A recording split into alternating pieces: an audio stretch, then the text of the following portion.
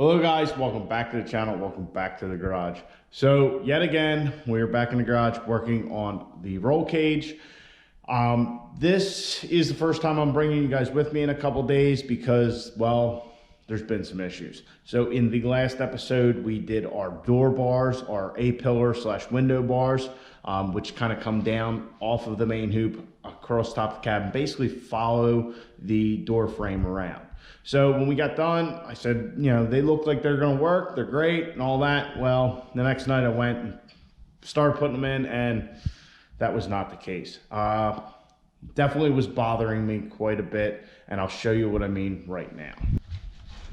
So here on the passenger side, I have the bar all mocked up. I got a zip tie in there, a magnet shoved in here. So it's pretty well evenly gapped to the frame of the door here.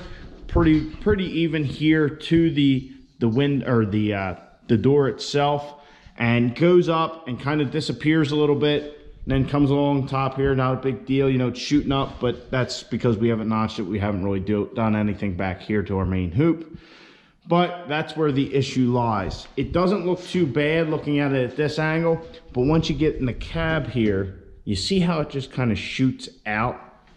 So this is with a lot of just kind of trying to make it work. The driver's side, I think I might have added some bend in here, I'm not sure.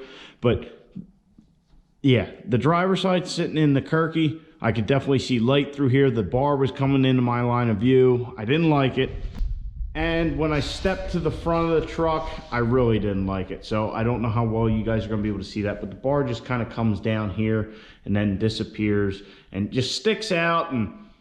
And really, honestly, that gap I was talking about should be a lot bigger because the main hoop, not the main hoop, the window bar should actually go in the middle of the main hoop bend. So that should actually be opening up that gap even more like I was talking about. So I didn't like that. Now, you might be thinking I'm kind of splitting hairs here, but trust me, when that window bar's moved over to the main hoop where it's supposed to connect, it didn't look right. It didn't look right from the front, and I just didn't like it, especially sitting in a seat. I could see through there, and you know what? It was just going to bother me nonstop. So the other night, I spent all night screwing with the driver's side, trying to get it to work, adding some bend, trying to get some bend out, you know, just kind of flexing on it a little bit. And I couldn't make it work where I was happy. So I decided to throw a little extra bend in there, a little kicker in, and this is what happened. You guys can, I don't know if you guys will be able to see it real well right here. I threw a little kicker in there to bend it, and I guess right here is probably the best angle. It just looks weird and stupid and not right. So I just couldn't let that go. I didn't like it. I was frustrated, decided to stop, said, we gotta figure out what we did wrong. So the following night, came back in the garage, same thing, kind of stared at it for quite a while, messed with that passenger side to get it where it was, and took my measurements and figured out what we needed to do. So after looking at this bar here, I was thinking, my thinking is, the problem is that this needs to be tighter to here so that this bar's not sticking out and all that. We'll just keep it tight to here. Well, and if I put it where it's supposed to, like I said, that gap opens up right like that. You can see, and the gap's not bad, but then when we get to the roof here, it just kind of makes this really weird transition. So I got looking at it, and I decided, well, my first thought was, hey, we'll just put a bend here, and we'll bend it right out of the main hoop, come over, and then adjust these bends. Well, after a lot of thinking, it wasn't going to work. What I decided to do, which I'll get into this in a second, was bring this bar over about 2.5 inches and bring this bend back 2 inches. So as you guys can see, I got the driver's side bar in there, and it looks how I want it to look. I mean, it looks great. So it's following the body line here, comes straight across here, and it's actually level. Even though this isn't, this all has to be notched and whatnot. So what I did, like I said, brought this over 2.5 inches, brought the bend back 2 inches, and also back here, what I did, rather than bending it or anything, I just went straight from this point to this point. So the gap just closes very gradually here at the roof line. And I must say I am quite happy with how it looks. It's definitely more of the aesthetic I was going for, and looking at the front of it, it just looks fantastic. I mean, it's like it's not even there almost. So I know it's been a lot of talking, me describing this all, but I'm much happier. I'm glad we rebent it. Yes, we wasted some tube, and that's where I come in. I made the mistake of making the driver's side and passenger side at the same time. Should have just made one, seen how it fit, and went from there. So that brings up another thing. When Sean from Peach Bottom Auto was over the other day and he was climbing in the cab truck, he said, man, this truck sits awful high. I said, well, that's because there's no engine in it, nothing like that.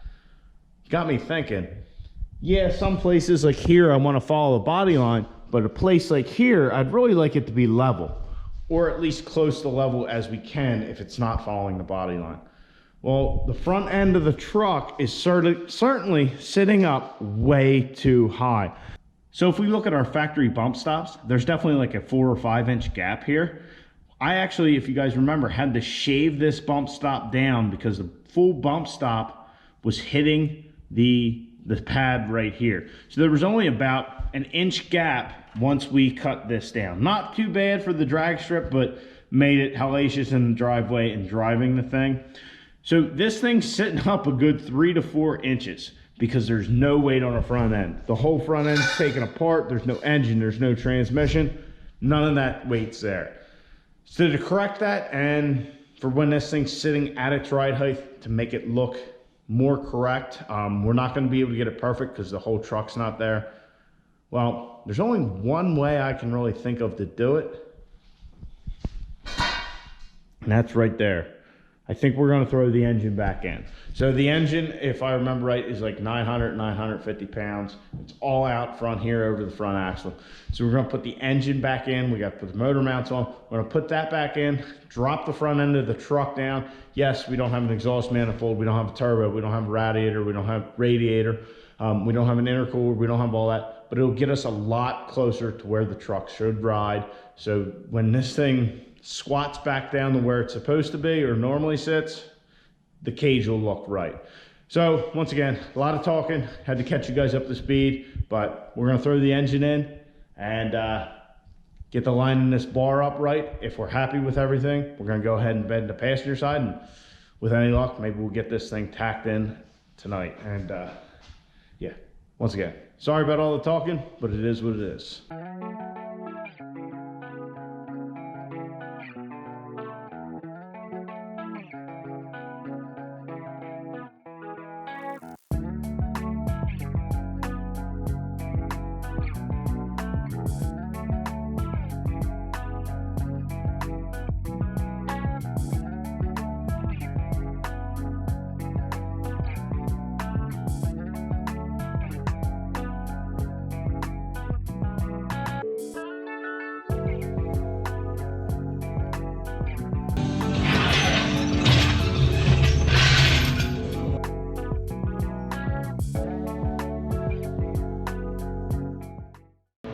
So the stock Cummins engine is back in the race truck. I actually never thought I'd see this thing back in here, but just putting the engine in alone, I think it started off at like 4 7/8 between the bump stop and the little pad on the axle. That got it down to 3 3/4. So we dropped it down over an inch just setting this engine in there. Then I threw some straps on it and we actually got it down to 3 1/4 inches. That is actually still sitting quite high, but it's kind of the best we can do for right now. I'm not really worried about it. We can always put our old coils in, which I've been thinking about with the kind of power that I want to run. And what we're going to do, I might put our full coils back in, so it's not that big a deal. We could level the truck up some other way, but this is at least getting us close to our normal ride height. Like I said, probably at least over 1.5 inches gained lower in the truck. If you look at this level, that bubble was pretty much perfectly in the center. So now we're off a little bit. I don't think it's really going to matter that much more aesthetically or visually. Lowering the truck really you know, we'd need all kinds of stuff. We don't have a transmission in there. We don't have an intercooler, don't have a radiator, whatever you want to call it. Fenders, grill, there's a bunch of shit we don't have. So we're good. I like it. Now we're gonna get to playing with our tube some more. I'm gonna get this tube all kind of ironed out. Once I'm happy with it, we'll go ahead and bend the passenger side, and maybe we'll get the notch in this thing and actually get it tacked up. Once these are in, that's the basic framework of our 850 cage. So yeah, these, like I said, are probably the 3 hardest pieces to make. They're large, they use a lot of tube, multiple bends, couple spins, you know, turns. It just, for the beginning of the project, to have to start off with this framework, it really just it makes the learning curve have to move up that much quicker. You know, all our little more insignificant stuff, if you will come later, but the notching is kind of the big hurdle at this point. So let's get to playing with some tube.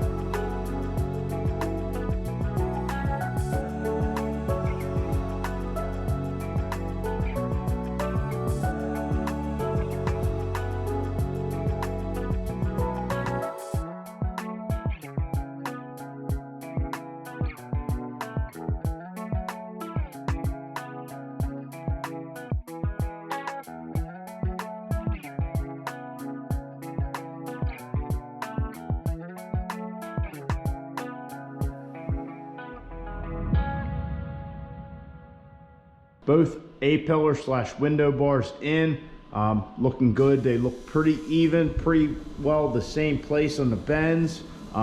The main hoop is definitely laying back a little bit, but that is just because we haven't notched anything, so nothing's sitting where it really should, you know, perfectly. But we'll do it 1 bar at a time, and you know, just double, triple check, take it slow. There's no probably about it. I'm gonna practice our tube cuts with the tube notcher on a couple of our practice bends, just to see if I got it. Then we'll mark everything, clean everything up, and yeah, maybe we'll get this thing tacked in tonight, and yeah, I mean, be moving on. This is really, as far as what I'm thinking now, this is the hardest part of the whole thing, but we're just barely getting into it, so who knows. So yeah, let's get to notching some tube and see if we can get something tacked up. So guys, it's been quite a few minutes. So I started playing with the tubing notcher, which this Harbor Freight tubing notcher is what you'd expect. It's not perfect. There's definitely a little play in the bushings, so pretty much I had to kind of cock the drill one way to make sure it stayed in its groove. As you can see from my practice cuts, they didn't really turn out too well. But then when I finally went to the piece, I was able to get a good notch on it. Now this notch, I had to, certainly, where is it? Had to grind it a little bit, lot of it, and keep trying it and all that. Thus why I wasn't picking up the camera. Nope, there's my ground. But what's the issue is, I guess I should say, is this notch is on a bend and then it's on an angle. So it's a little more complex than just, you know, a straight piece of tube going to a straight piece of tube. So I did the initial notch with the Harbor Freight tubing notcher and then ground it down to fit. Got a pretty good fit. Certainly not perfect, I would say, but it's good enough to weld. We got it tacked up, so that's all tacked up. This piece is yeah, it's all tacked in there. As you can see, I'm pulling the roller out.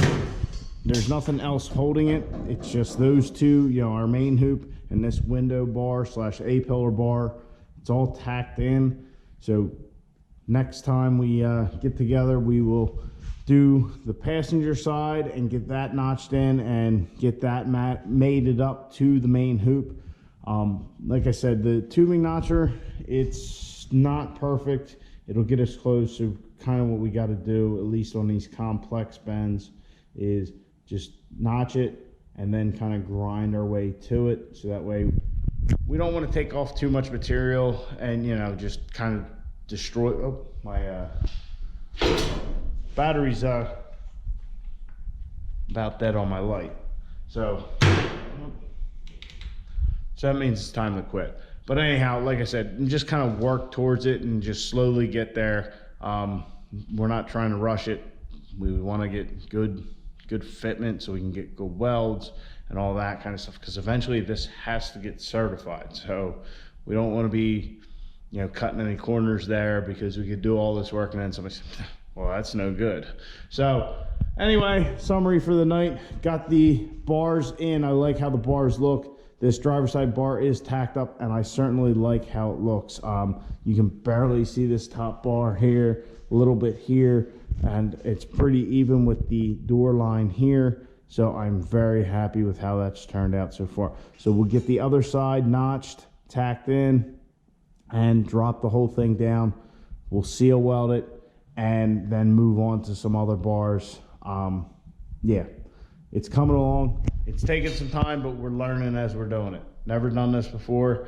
Really don't do this kind of notching, you know, this kind of tube work. So it's all a learning process. So I hope you guys enjoyed. Please like the video, subscribe to the channel. I'm going to bed. Get out in your garage, get the wrench out of your truck.